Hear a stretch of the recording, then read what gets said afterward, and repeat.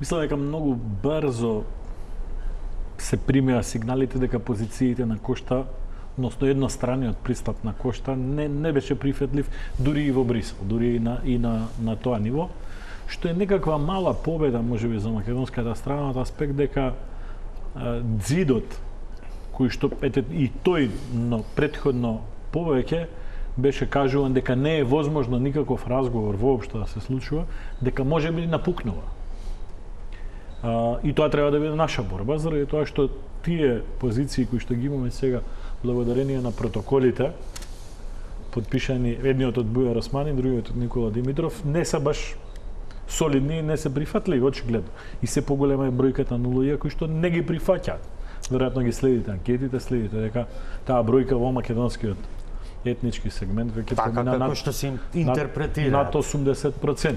Тоа е прва работа. Втора работа, јас сум умерен песимист за волјата на Брисел, тоа сме го разговарале, за волјата на Брисел за некакви брзи или партикуларни решавања на Западниот Балкан како таков. Сепак треба да подсетам дека воопшто немаме некаков сериозен прогрес во смисла на реформите кои што од највисоко ниво, од председателско во Франција, од премиерско во Германија беа најавувани како неопходни и нужни реформите внатре во Европската унија за да се пристапи кон проширување на Европската унија. Кога извинете, но кога тие имаат одреден политички интерес, многу често заборават. Ние тоа го знаеме дека голем дел од извештаите за напредок за Македонија понекогаш беа фризирани. Црна Гора со години немаше отворено ниту едно поглавје, сега имаме еден период во кој што Црна Гора нема проблеми со соседите, измислија проблем со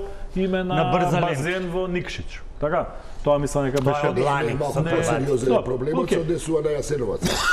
Сега, значи треба да бидеме малце реалисти. Јас не би сакал секоја посета индивидуална и партикуларна на европски високи официјални лица, нас да не фаќа еуфорија. Не сум сигурен дека владата многу прави за да го добие ова внимание од Брисел. Мислам дека Брисел покажува поголема потреба и желба да не интегрира отколку што ние тоа го сакаме во моментот со оглед на, не велам дека владата не сака членство во Европската унија, со оглед на условот кој е поставен. И мислам дека во Брисел веќе има едно гледање на состојбите во Македонија, дека Македонија полека го губи компасот.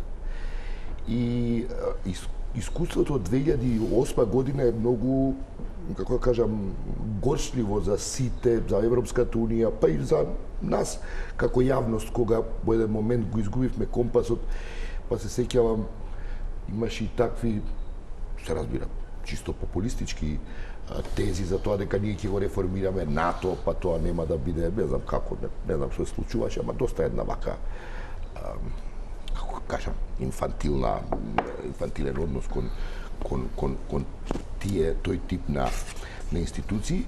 И не само што не се случува ништо во реформската агенда, барем ја не можем да видам дека има нешто ново, дека воопшто во јавноста дебатираме за некои од условите кои ни се поставени, ако ништо друго. На страна